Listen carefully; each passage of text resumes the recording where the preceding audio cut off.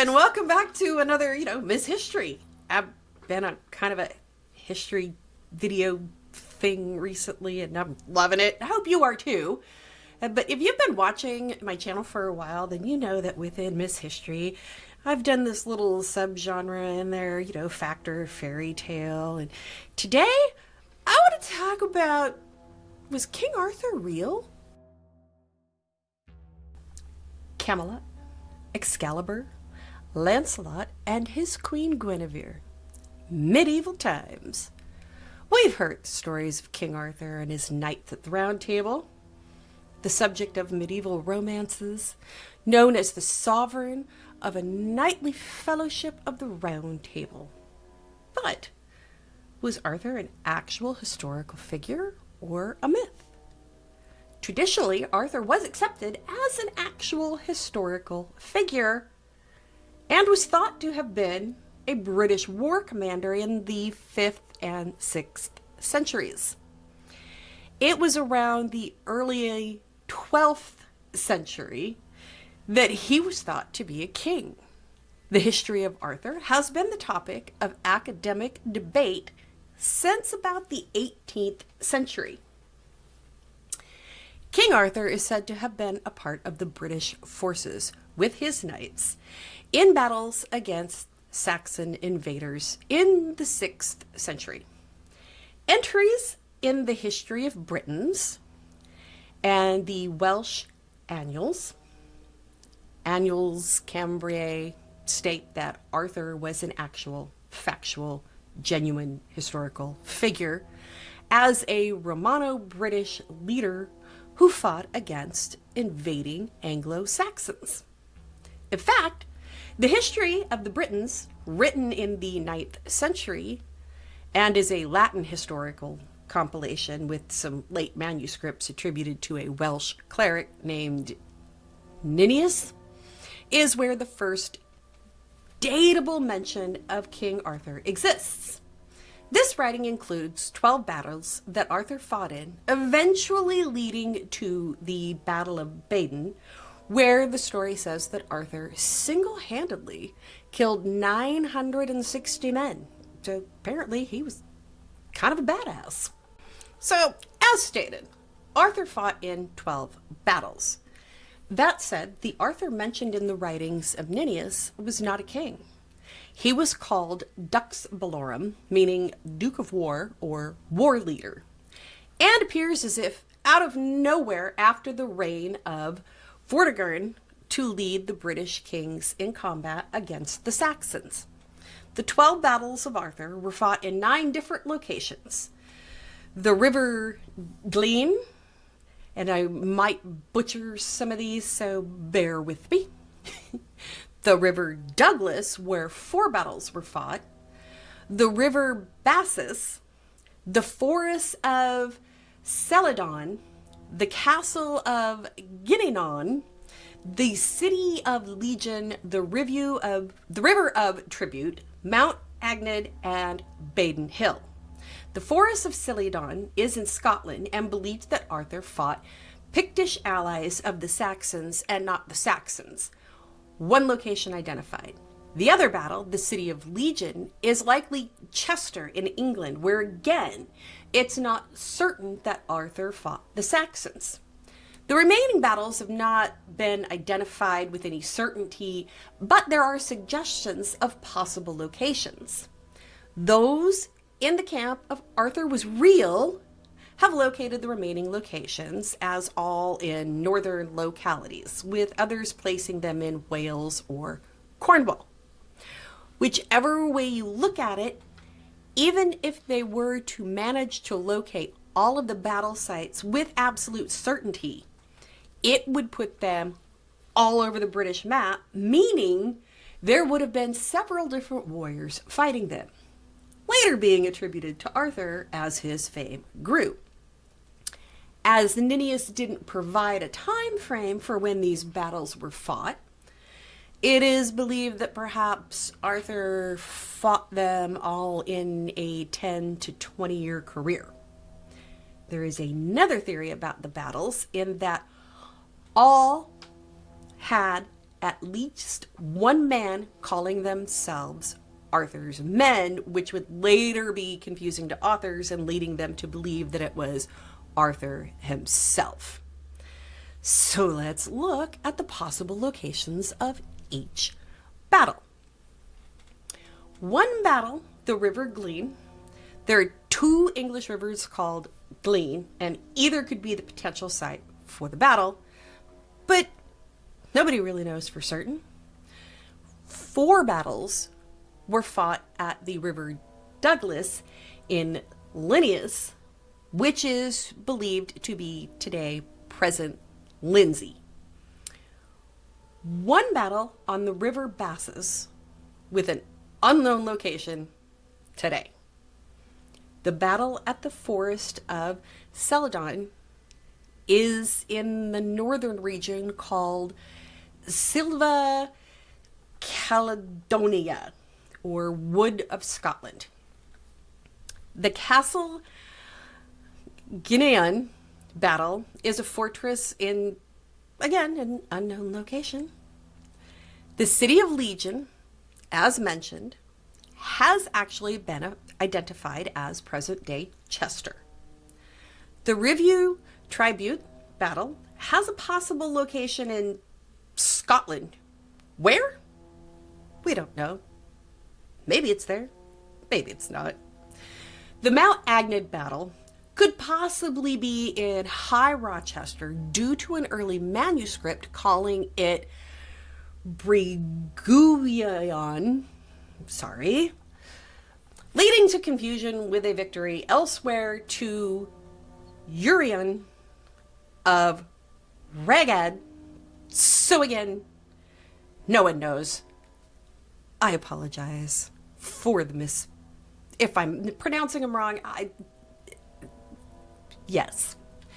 Finally, Badon, where it is said that Arthur, all on his own, slayed 960 men. Badon is likely located in the south of Great Britain. King Arthur, badass warrior, leading his men to victory, saving everyone from the Saxons. King of Camelot? In Arthurian legend, King Arthur's court in Camelot has been identified with Caerleon, Monmouth, this place in Wales and England, with Queen Camel. Somerset, or the small town of Camelford, Cornwall or Winchester, Hampshire or Cadbury Castle, South Cadbury, Somerset. I hear Cadbury, I think chocolate. Anyone else? Just me? Okay, sorry, lions can't be bunnies and bunnies don't lay eggs. Thanks, Cadbury chocolate. King Arthur and his round table, apparently made round so as to provide the knights of Arthur's court with a name and collective personality. It's said that the design made it so that when seated, none of the barons could claim precedence over any of the others. In fact, the Fellowship of the Round Table became comparable to many of the great orders of chivalry founded in Europe during the late Middle Ages. In the late 15th century, Sir Thomas Malory wrote about the notion of chivalry being inseparable from that of a great military brotherhood established in the house of some great prince. In a people titled Joseph d'Armathe by Robert de Baron, he writes of the Grail, sought by Percival, identified as the vessel used by Christ at the Last Supper. In the poem, Joseph was commanded to make a table in commemoration of the Last Supper, leaving one place vacant to symbolize the seat of Judas. The empty place was called the Siege Perilous, which could not be occupied without peril except by the destined Grail hero. With the Grail theory gaining traction, it was established that the Round Table was modeled on the Grail table with an empty place and had been made by the counselor Merlin for Uther Pendragon, who is King Arthur's father. The table would then become the possession of King Leodogran of Carmalade, who gave it to Arthur as part of a dowry of his daughter Guinevere when she married Arthur. But wait, does that make Lancelot a snake? Just curious. Or Guinevere? It's said that admission for the Fellowship of the Round Table was reserved only for the most valiant of the Siege Perilous, was left waiting for the coming of Galahad, the pure knight who had achieved the quest of the Grail, bringing the marvels of Arthur's kingdom to a close. Today, in the city of Winchester, England, is a great hall, which is all that remains of a castle that was started by William the Conqueror and finished in 1235. It's the alleged round table of King Arthur is fixed to a wall. The table is 18 feet in diameter and dates back to the late 13th or 14th centuries. It was repainted green and white, which were the Tudor colors during the reign of King Henry VIII. I always think of that song. Anyway, Excalibur, the sword that was carried by Arthur. According to legend, as a young boy, Arthur was able to draw the sword from a stone where it had been magically fixed. This comes from a 15th century prose by Sir Thomas Malory. Another legend in the same work suggests that Excalibur was given to Arthur by the Lady of the Lake, which then makes me think of the scene from Monty Python and the Holy Grail where King Arthur is out among the peasants and he says, the Lady of the Lake, her arm clad in the purest shimmering samite, held aloft Excalibur from the bosom of the water, signifying by divine providence that I, Arthur, was to carry Excalibur. That is why I am your king. To which Dennis the peasant replies, listen, strange women lying in ponds distributing swords is no basis for a system of government. Arthur responds by telling him to be quiet. Then Dennis responds, you can't expect to wield supreme power just because some watery tart threw a sword at you. Sorry, that just always makes me giggle. Lancelot is a totally different story for a different time, but he was allegedly, according to a legend, a close companion of King Arthur and one of the greatest knights of the Round Table. He was also the secret lover of Guinevere, Arthur's wife and his best friend. Sneaky, sneaky! As stated, there is very little archaeological evidence to support the actual existence of Arthur. There is, however, evidence in the Low Countries, that area that became England, that shows early Anglo-Saxon migration to Great Britain was reversing between 500 and 550. This, according to John Davies, is consistent with the British victory at Baden Hill. Interesting. In 1180, the monks of Glastonbury were said to have discovered the grave of Arthur. Other writings that seem to support the case for Arthur's historical existence appear in the 10th century Annals Cambria, linking Arthur to the Battle of Baden. This writing dates the Battle of Baden to sometime between 516 and 518, and also mentions the Battle of Camlan, where Arthur and Mordred were killed, which was dated 537 to 539. These accounts have been used to confirm that Arthur was a real person. However, there have been problems using this source to support the Historia Brittonum's account. Part of that being is that the Annals Cambria was based on a chronicle starting in the late 8th century in Wales, and these annals preclude any certainty that the Arthurian annals were added to it that early.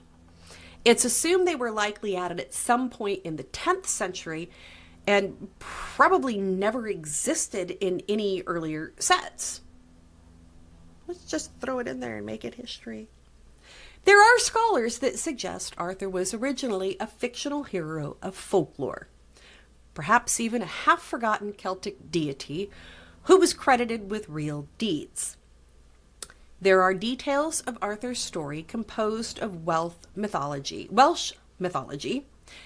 English folklore, and literary invention. It's a general consensus among modern historians that Arthur was not a real historical figure due to the fact that historical documents for the post-Roman period are scarce. Finding a definitive answer to the question of the reality of Arthur's existence is, well, unlikely.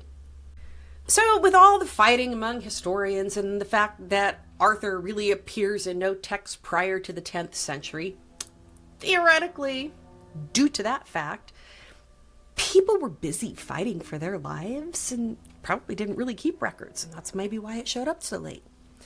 But the fact that there's little to no archaeological evidence that can confirm his existence in the real world, well... As for Excalibur, the legend is that as Arthur lay mortally wounded and dying after his last battle, he ordered Sir Bedivere to go and throw the sword back into the water, where an arm rose to catch it, brandished it 3 times, and then disappeared. How convenient. So what do you think? Was Arthur real? Was he a myth? In a writing by a Celtic Mon Gildus, who wrote a real-life battle at Mons Badenhill around 500 AD, King Arthur doesn't appear. This is the only surviving contemporary source about the Saxon invasion. Most of the writings depicting Arthur as the valiant warrior king with his knights don't appear until several hundred years after Baden Hill. Most of these writings are drawn from Welsh poetry. King Henry VIII and Queen Victoria have used the Arthur legend for political purposes, and countless writers, painters, photographers, filmmakers, and other artists have produced their own versions of Arthur. So, King Arthur. Mythical deity, Celtic deity, really fanciful legend, or real person? What do you think? You let me know down in the comments. And hey, you know what? While you're down there, if you want to subscribe, subscribe. And if you liked the video, why don't you just give it a thumbs up. And that's all I got for now. Until next time, I will see you in a moment. Bye. Oh, did you want to say something? So I think the only way that we're going to get a real answer about the truth about King Arthur is if we get the dude that owns the box that's on your shirt to give us a ride about 1,500 years in the past. That's probably very true. He's got a point. Got a valid point. Anyway, we'll go close again. It's fine. I like that, though. I will see you in my next video. Bye. The earliest. Knights of the Round Table. Okay, Sylvester. Wov, twoo, wov. Oh my God. Suffering succotash.